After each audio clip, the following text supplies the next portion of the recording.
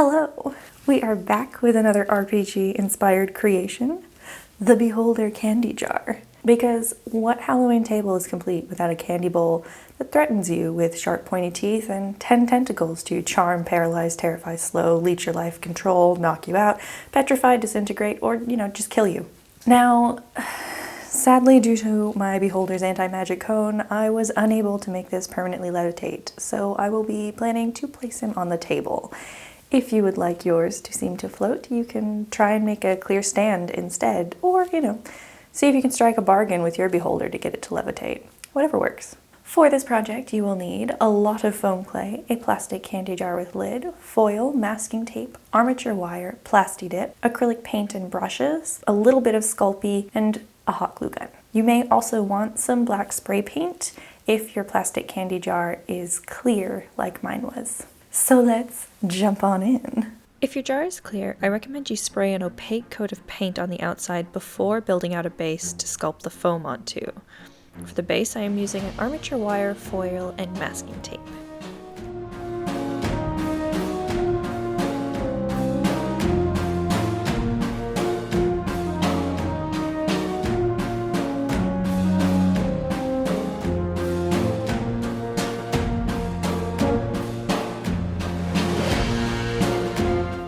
Foam clay doesn't blend together very well. We use this to our advantage with the body since the reference images I used had textured beholders, but for things like the eyes, you want to try and make them one smooth piece.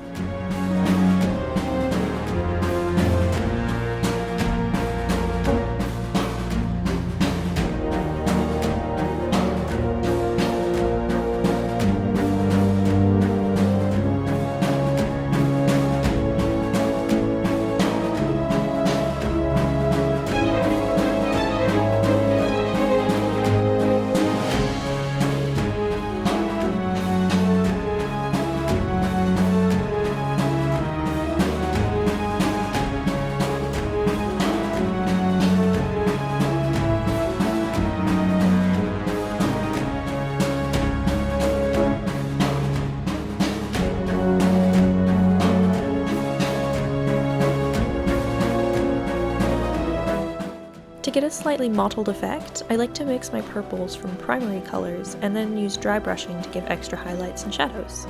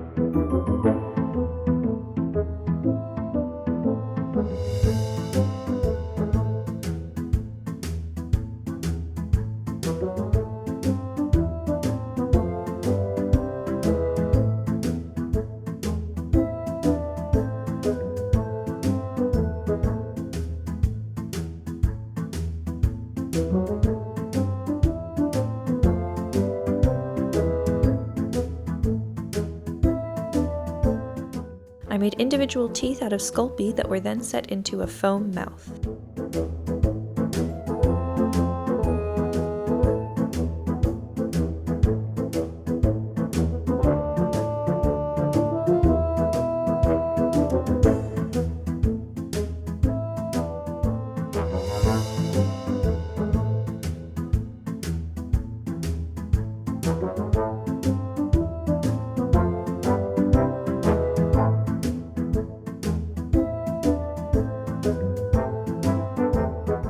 This was my attempt to justify the eye blob, but I ended up painting over it.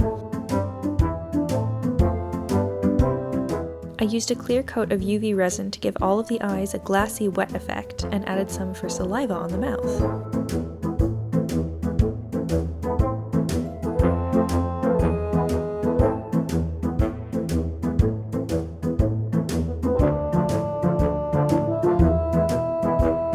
This was my solution to not thinking of painting the jar before doing all of this work.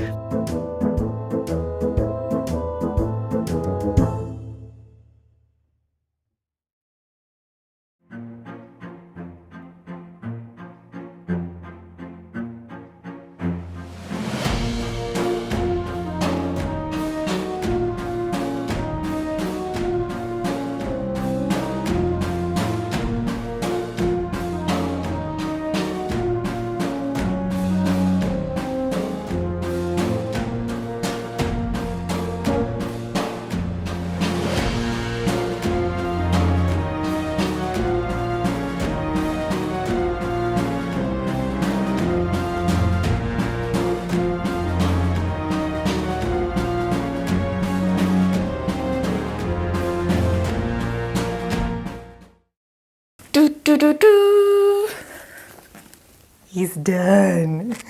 This was a lot of fun. I was a tiny bit disappointed that the eye was lumpy. Entirely my fault. I definitely rushed it a little bit, but I'm super happy with how he turned out. One of the arms did slide through and start poking out at the back when he was drying, but it was so easy to fix with just a bit of hot glue and just pushing it back in, which is the nice thing I think about working with the foam is it's kind of flexible. So especially with the armature wire in, you can kind of pose him. I would go carefully, but you can actually, you know, move the eye stalks around. So when we are not in lockdown, my partner and I usually get invited to a Halloween party with some board game and like D&D friends, which I'm hoping will just be postponed because I was very much looking forward to bringing this little guy filled with snacks and treats. But in the meantime, he will just sit on the coffee table and, you know, probably do battle with the cat when I'm not looking. That is it for this project. If you like this video, please subscribe and hit the notification bell to join along with the rest of 13 projects of Halloween. I hope you have a lovely day, and I will see you on the 13th for project number 5. Bye!